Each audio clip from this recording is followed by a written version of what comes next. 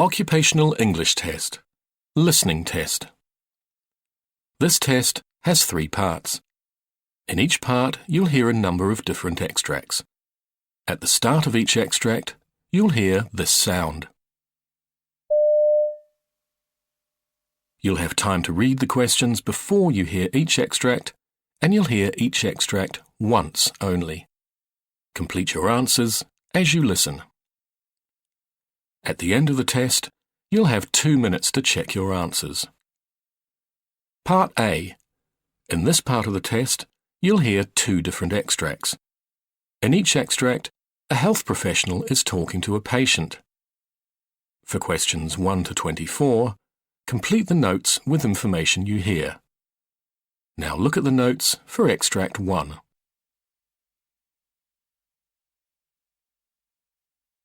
Extract 1. Questions 1 to 12. For questions 1 to 12, complete the notes with a word or short phrase. You now have 30 seconds to look at the notes.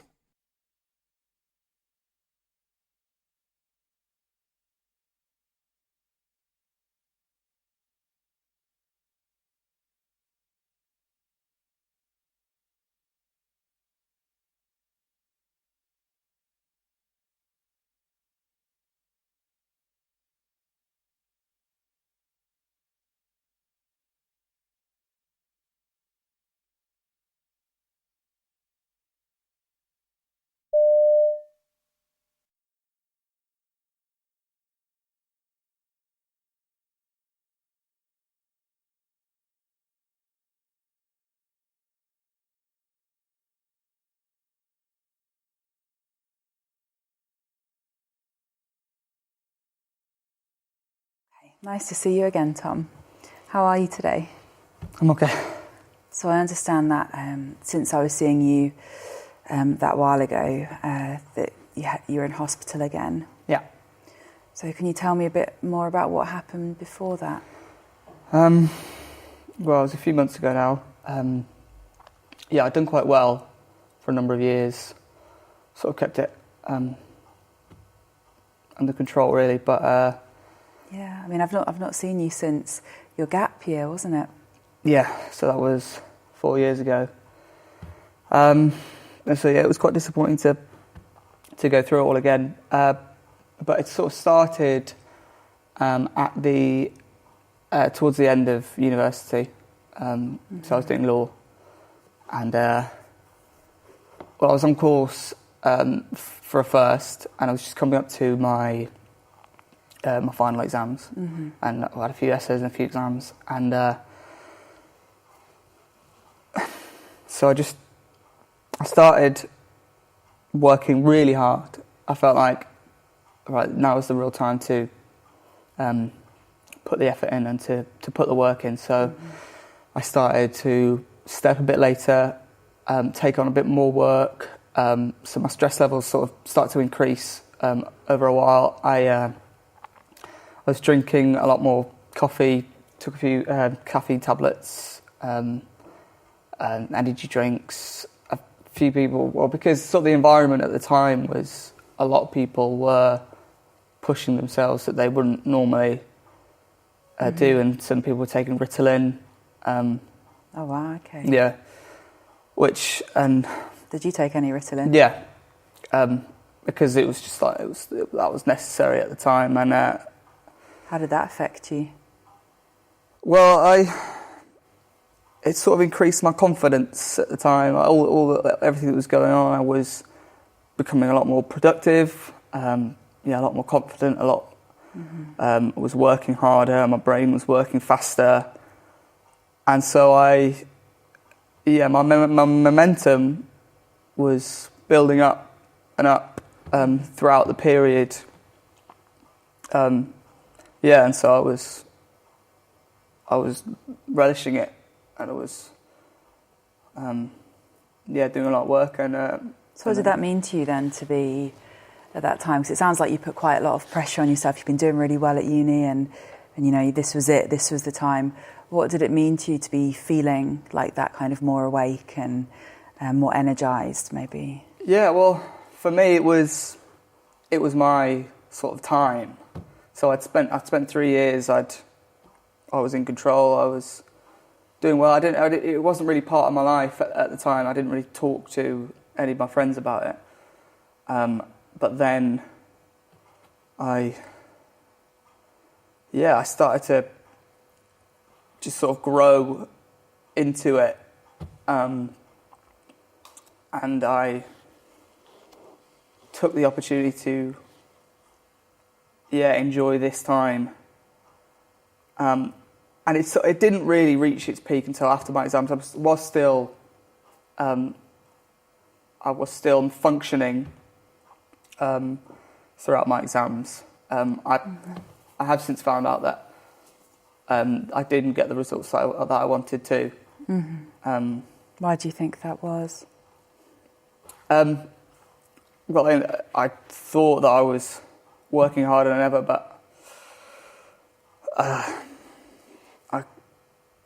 it was misjudged, I think, and so I didn't perform to the best of my ability when it came to the exams, and so I didn't achieve a first time. I only got 2-1. What else was happening for you around that time? I mean, you talked about the pressure of your exams and staying up for them. Was anything else going on for you around the same time? Well, so it was the end of university, and that was the time where, well, as soon as that period stopped of work, then I was sort of let off the leash a bit, and I just sort of to grow even further. So I mentioned I was taking Ritalin, drinking a lot of coffee, and as soon as exams had stopped, substance abuse sort of took a bit more of a hold, and I just sort of grew into this person who I thought was the guy that everyone wanted to be around and to see, and so I made sure that I was just everywhere that to be seen. I was, so this is like the gap after you finish the exams, but before the results are out. Those kind of few weeks. So I was going out a lot, if not every night. You said that you were taking Ritalin and drinking a lot of coffee. Yeah. And using other drugs as well. Yeah, it sort of developed into cocaine, a lot of cocaine, MDMA, MCAT. And how did they affect you? I honestly was on cloud 9 at the time.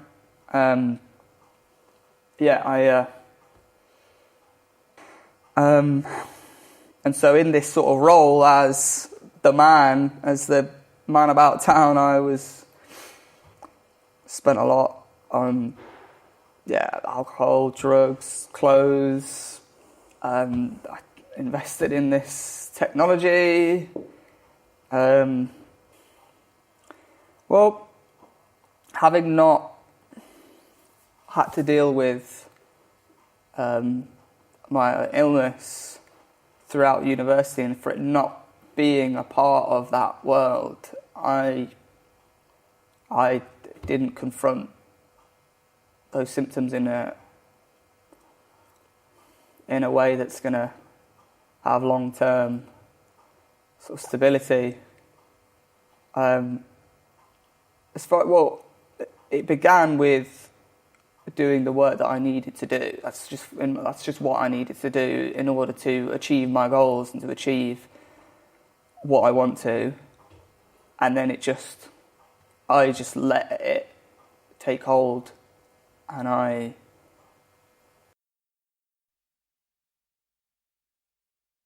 Extract 2. Questions 13 to 24.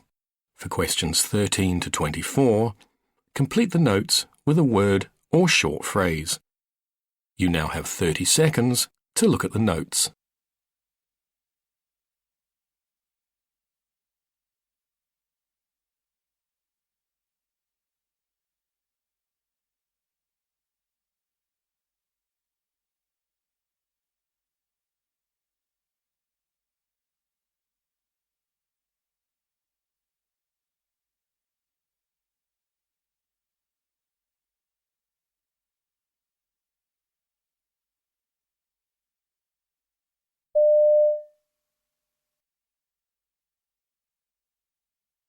So tell me when this started. Started on Tuesday morning around 9 a.m. He started to get a few red patches right across his belly and a few sporadic on his legs. Okay. And has he been sick prior to that? He had just a runny nose. Okay. We went camping, so about Sunday morning he had a fever and he started his runny nose. Okay, so started with fever and runny nose, Yep. and then this rash appeared. Yep, on Tuesday. On Tuesday. Yep. And I know you were here in the office a couple days ago. Yep. And they did some blood work, and at that Yep. point they were pretty sure this was a viral illness. Yep. And I remember talking to you on the phone that it was getting purplish. Right, right. And that was concerning because we know that can right, be bad right, things. exactly. So you had a fussy baby, Fussy and baby. This little fellow's only 7 months old. Yep. Fussy with fever and then a purplish rash. Yep. And you were absolutely right to call. Okay. Because sometimes that can be meningococcus. And meningococcus is a bacterial infection that can kill you like in 24 hours. Yeah, not good. And so I'm absolutely happy you called. Awesome. So as we look at these purplish lesions, when I rub really hard with my finger, you can see they turn white. Turn normal skin color. The purple goes away momentarily and then it returns. Any rash that you can make blanch, so you can make it go away, that's okay. Especially, we'll take a look at this little guy's face here. He's still, I mean, he's not super happy, but he's still pretty alert. And that's always a good sign. When you have that bad rash that doesn't blanch and a kid who's just, this particular reaction, because we've evaluated this young fellow twice in 2 days, this has been progressive. And what's happening here is we've got bright red, pink, new rash that's actually warm to touch if you look at this rash. And as that rash disappears, it leaves a bluish, sort of almost a bruised looking purple rash, which you can see areas that are sort of purplish. Basically, this is hives. This is an allergic reaction to the virus. So what we have here is a viral infection, and his body is mounting an immune response as well as an allergic response. And hives come and go. A classic hive lesion, you can see one on this shoulder where there's got a little central clearing. It's kind of a little more whitish in the middle and red around it. That's sort of an example of a target lesion that you see with hives. The key with hives is, in general, your child is not that ill. Now, he happens to be somewhat ill because of his viral illness and fever, so that's what makes this particular situation both confusing and very important to have it evaluated by somebody that can really make sure you're not missing that petechiae purpura, the non-blanching rash that can be associated with meningococcus. What we're going to do for this, since we know it's hives, if you're at home and you have a hives-like reaction, maybe a mild one, you're going to use something like Claritin or Benadryl, just those basic anti-hive, anti-allergy type medicines, and sometimes that's enough. In a more severe case like this, we're using prednisone. It's a stronger anti-inflammatory, but you definitely would not want to be getting your hands on prednisone without having a doctor evaluate first, because prednisone can cause problems if you're giving it to a child who has a bad infection. So that's the key. That's why I wanted you to come in. And thank you for doing that, coming in. Absolutely. And he's a trooper. Now, of course, you should know that prednisone can make you really grumpy. So if you get like beyond grumpy, so some kids who are so irritable on prednisone that they want to be picked up, and as soon as you pick them up they want to be put down, as soon as you put them down they want to be picked up. If that scenario happens to where he's just more miserable than he was before, then just stop it. Okay. And this is going to run its course. Because it's related to the viral illnesses often run for 7 to 10 days. Okay. Unfortunately, it's possible his hives could last for 7 to 10 days. Or since we're on our 4th day Yeah. or something like that. You know, the other main causes of allergic reactions, we think of medications, and then we think of certain foods like peanuts and eggs and strawberries, but usually the peanuts is the top of the list, or shellfish. Okay. If you have an allergic reaction to a food, you stop that food, within 2-3 days it's gone. Interesting. So even though I think he had strawberries a while ago. On Sunday, yeah. You know, today is Thursday. It would have gone away if it was just from that strawberry that he had 4 days ago. So I'm fairly confident that this is hives related to his viral illness. So it would look just like this with a food allergy possibly, but it would dissipate Possibly. Much I quicker? haven't seen too many food allergies quite this severe. Okay. But that's the general idea. These red lesions with the little slightly raised hives are also irregular margins. They kind of come and go. That's the real hallmark of hives. Also, is that coming and going.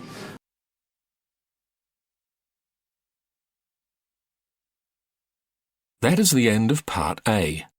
Now look at Part B.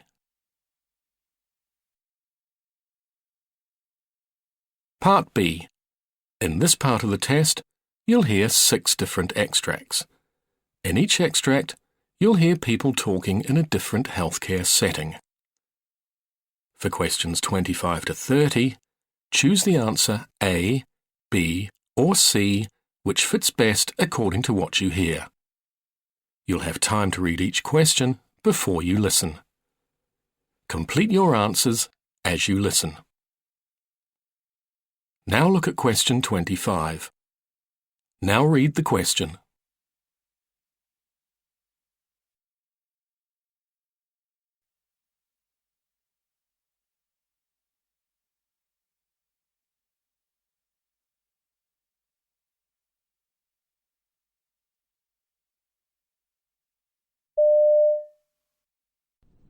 Now, I just have to go through some possible side effects of the gastroscopy, if that's okay with you.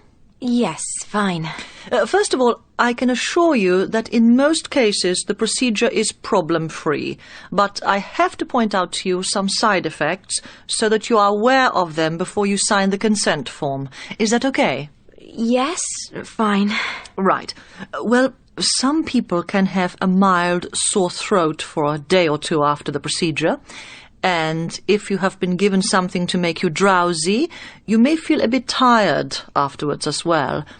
And some people can get a chest infection or pneumonia.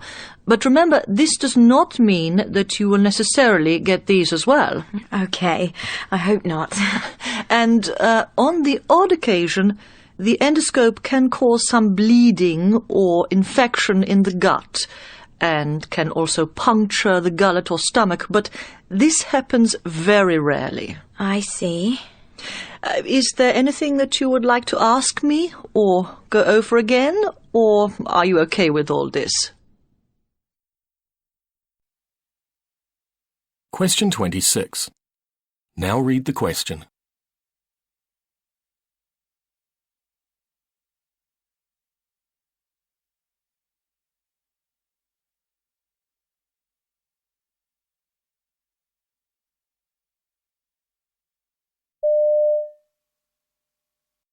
Let's see now. Mrs. T. Hawthorne, date of birth 4th February 1963, hospital number 1834572Z. She was prescribed tramadol today, 15th October 2009, given intramuscularly 50 milligrams, started on 13th October at 11:30. All okay. Maximum frequency every 4 hours, maximum dose 600 milligrams. Okay. To be administered as required, intramuscularly and given by Senior Nurse Bond.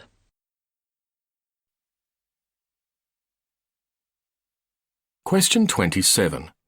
Now read the question.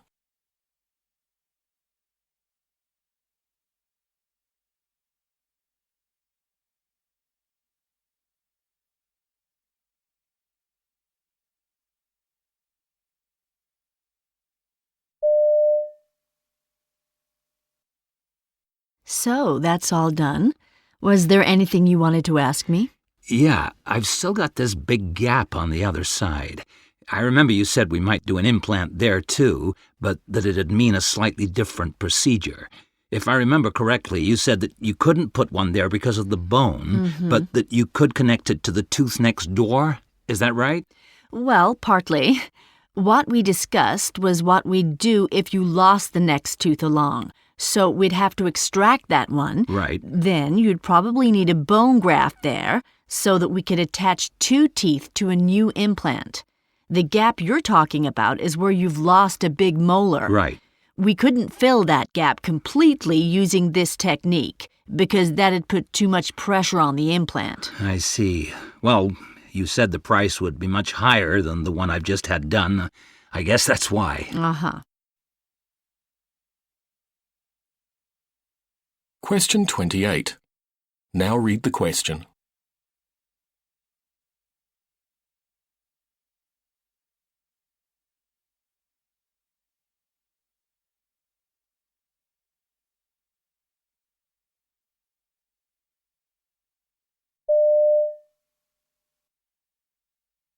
Challenges. I suppose there's positive, and we have to look for the positives of that.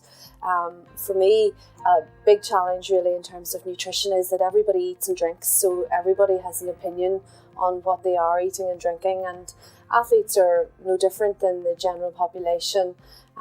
You can hear messages or stories or information coming across, and sometimes that information might be suitable for Joe Public on the street, but in terms of an athlete that's training 2 or 3 times a day, that can often be a difficulty. And factor in a couple of other things like changes in body composition, trying to gain weight or trying to lose weight. Athletes sometimes struggle with those particular aspects of things, and quite often sometimes want to go for the quick fix, and sometimes my messages are quite often the longer fix type messages, and that can be a challenge. So I suppose for me as a practitioner, the challenge for me every day is to make that message real. It's to make it suitable to the person that I have in front of me, but also it has to be relevant in terms of the science behind it. So sometimes the science doesn't really change, so I have to change the message or the way I adapt the message for the individual. Question 29. Now read the question.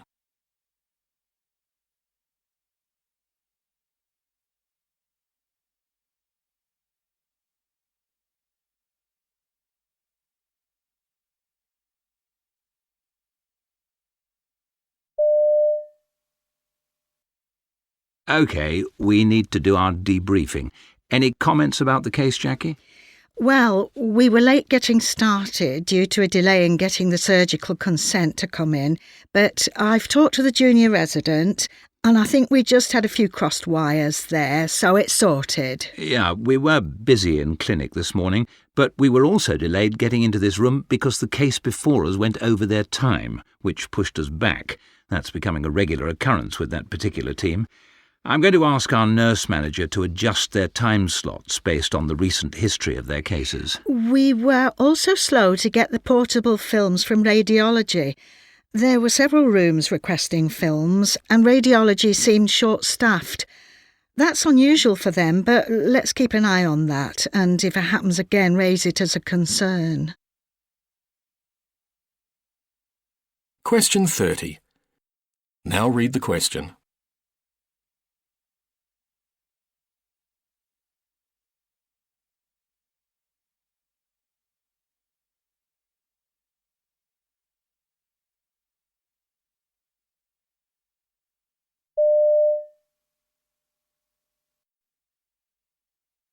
In bed 12, we have Liam Ogilvie. Liam's a 45-year-old male who was involved in a motorbike accident and was admitted with a frontal lobe contusion.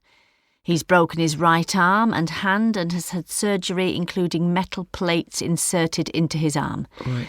He's also got deep grazes on his left knee and ankle and stitches on his right leg and shoulder.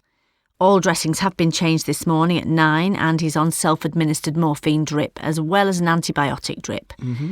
He's had injections to prevent blood clotting and his pain's quite manageable with the medication he's on. The doctor's requested some observation and testing regarding memory loss, so that's priority this morning. His right arm's in a cast and he'll need regular monitoring and a physiotherapy sessions booked later in the afternoon. Somebody's coming to collect him at 4. I've just checked his vital signs and he's stable with blood pressure at 135/95. It's a bit up, so you'll need to watch that.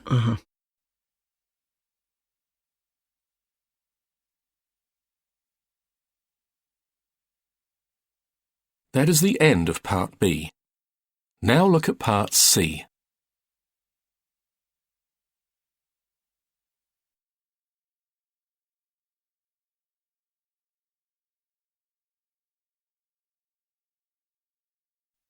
Part C. In this part of the test, you'll hear two different extracts. In each extract, you'll hear health professionals talking about aspects of their work. For questions 31 to 42, choose the answer A, B, or C, which fits best according to what you hear. Complete your answers as you listen. Now look at Extract 1. Extract 1. Questions 31 to 36. You now have 90 seconds to read questions 31 to 36.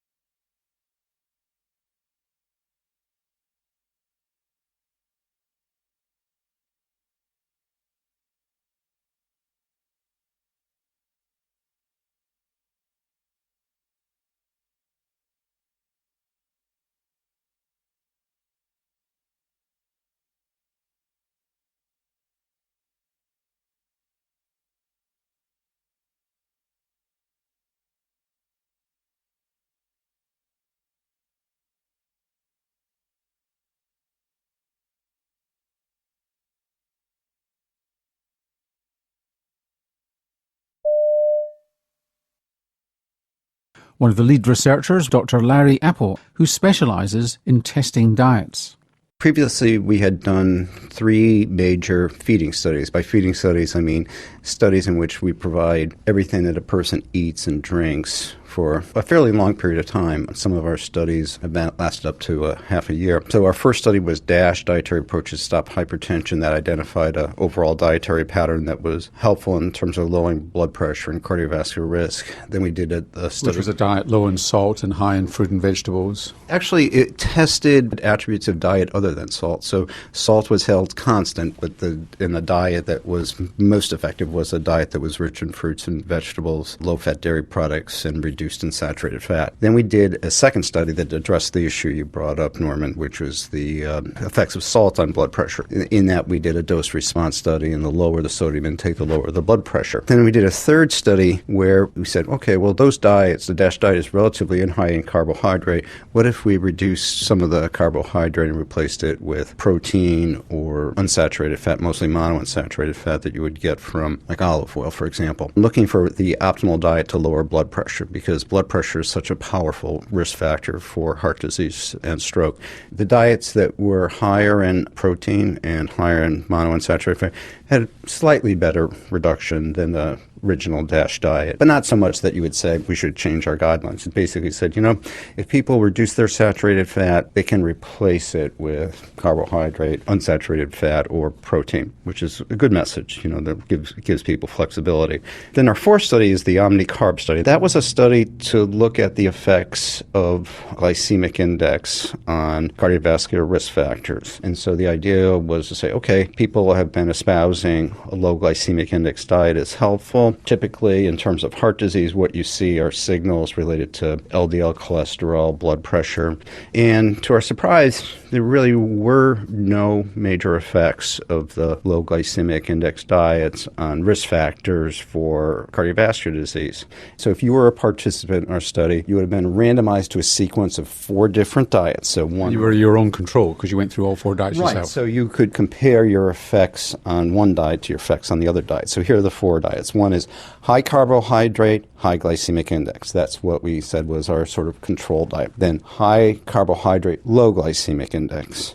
Those are carbohydrates that take a bit more time to get into the bloodstream and you avoid large fluctuations. Then the third diet was low carbohydrate, high glycemic index. And the fourth, and the one that we thought would be the best, would be low carbohydrate, low glycemic index. Okay? So we are really interested in the control versus that one.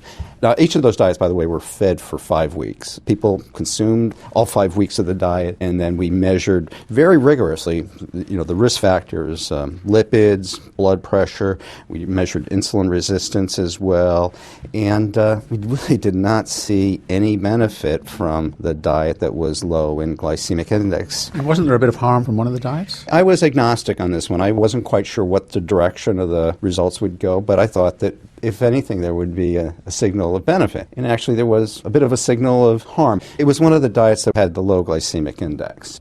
LDL cholesterol seemed to go up, which is the form of cholesterol that is considered bad.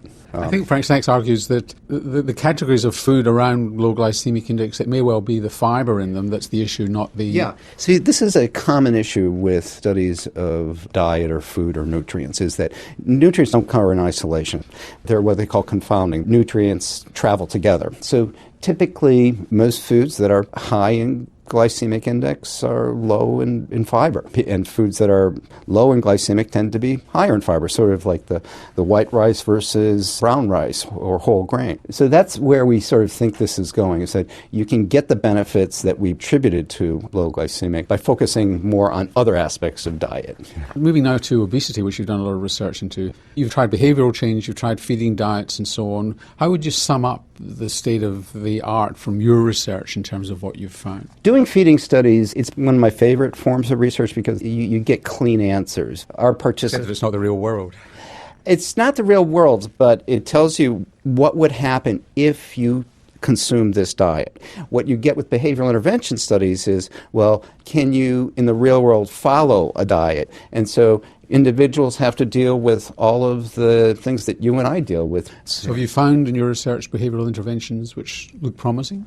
I have done a fair amount of work on helping people who are overweight or obese try to control their weight. And you do get some benefit from various behavioural interventions. Such as? What we typically try to get individuals to do is to, first of all, know where their calories come from, so they actually do what they call food records. So some individuals, it might be sugar-sweetened beverages. Other people, it might be large portion sizes. Other people, it might be frequent eating across the day. And then what you do is, working with a counselor, you identify types of foods, episodes of calorie consumption where you can pull back and where you can make substitutes and do things that are feasible. The challenge is that in order to lose weight, you have to have pretty big calorie deficits. So people typically say in order to lose about a pound every other week, you need to reduce your calorie intake by 500 calories per day. To do that, you really need to track your weight, track your calories, and so we actually embed in most of our interventions now tools to help people self-monitor. The other thing that we do is we try to have some type of continued intervention, because weight loss interventions are not just something that just sort of you give it and it's over. It really requires some efficient way to sort of continue it with fairly frequent contact, but doing it efficiently. So instead of having a person either meet you or call you, you have some sort of inexpensive approach to sort of keep you engaged over time, which we think is really important. And very quickly, a huge problem in Australia, which is damage to your kidneys, which can affect your health profoundly. Yeah, that's another area of my interest. So I try to look for interventions that are modifiable. And so I've been interested in diet, physical activity. With kidney disease, it's probably a mixture of modifiable as well as genetic. You accumulate this, it's aging, it's it's arterial disease, it's drugs, it's all sorts of things that accumulate kidney damage as you get older and increase your risk of heart attacks and strokes. Aging represents the cumulative burden of exposures or bad things that have happened to us over time. So if we're consuming foods that damage, our arteries or kidneys over time, that'll progress. Now, I don't want to dismiss the effects of diet. There have been other investigators who have focused on diets rich in fruits and vegetables, and there might be a benefit in terms of called acid-base balance, where we're providing some what we call bicarbonate, which is a base, that actually helps to preserve kidney function. It's early evidence. I think there's a good signal there. But there's something going on. I can tell you that just in this community around Hopkins, very high prevalence of chronic kidney disease, proteinuria, which is a manifestation of kidney disease. And many of us think that it's something about the environment, and I personally think it's an adverse diet that is actually contributing to it.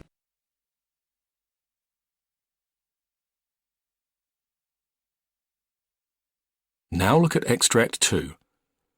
Extract 2, questions 37 to 42. You now have 90 seconds to read questions 37 to 42.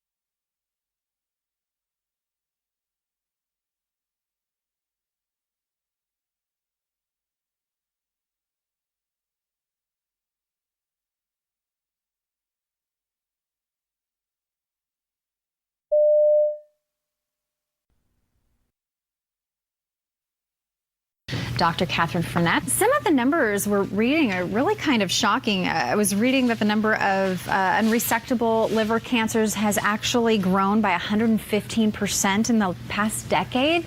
Why are we seeing some of these numbers rise when it comes to liver cancer? So liver cancer, or cancer that starts in the liver, is really caused, most patients who have liver cancer have underlying liver disease or cirrhosis of the liver, scar tissue in the liver. And we're seeing more patients with fatty liver causing cirrhosis and an increase in liver cancer because of that. And then also still seeing a lot of patients with hepatitis C developing liver cancer, even though we've got great treatments for that virus as well. So a lot of times people connect liver disease with people who drink excessive amounts of alcohol.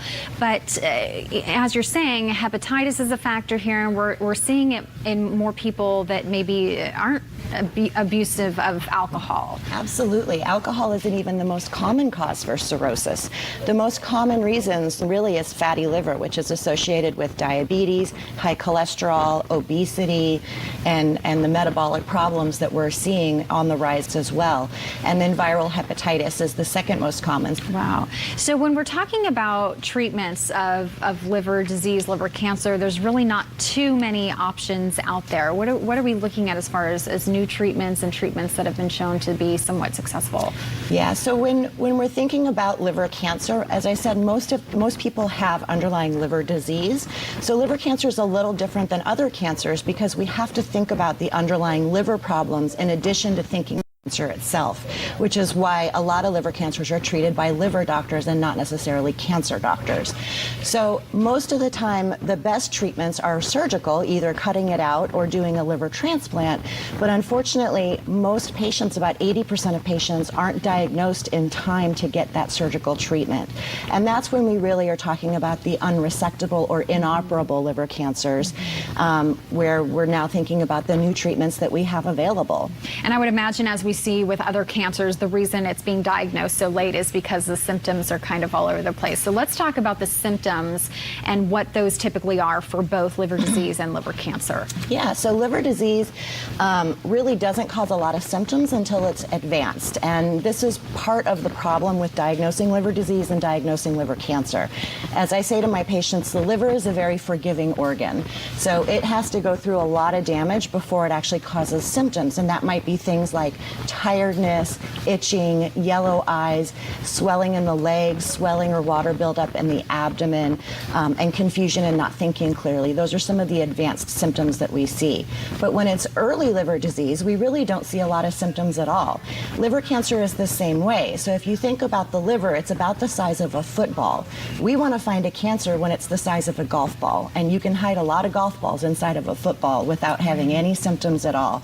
So when somebody has liver disease, it's important that we actually do screening for liver cancer, and we check them every 6 months with lab tests and imaging tests, an ultrasound or a CAT scan or an MRI, so that we can find these cancers when they're early.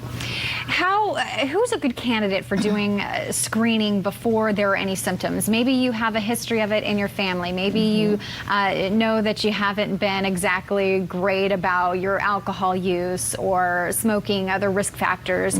Can you walk into your doctor and say, hey, for my liver function? Absolutely. So liver function screening is really just a lab test. There's an easy lab panel that we can get, and primary care doctors often do it, but not always, as part of the yearly physical.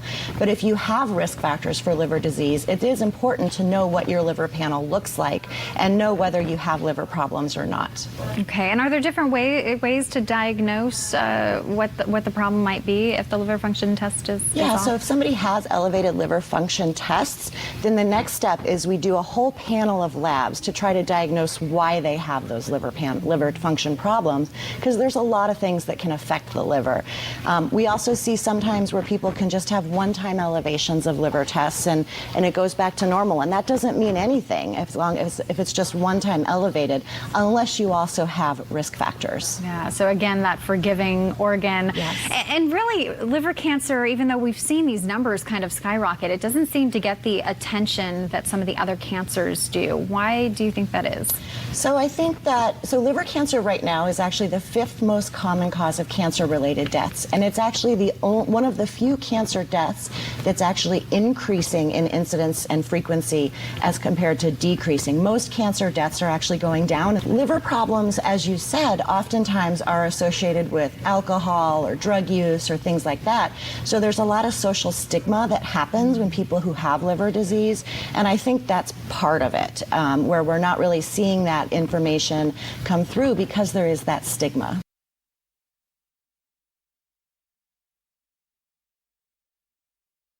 That is the end of Part C. You now have 2 minutes to check your answers.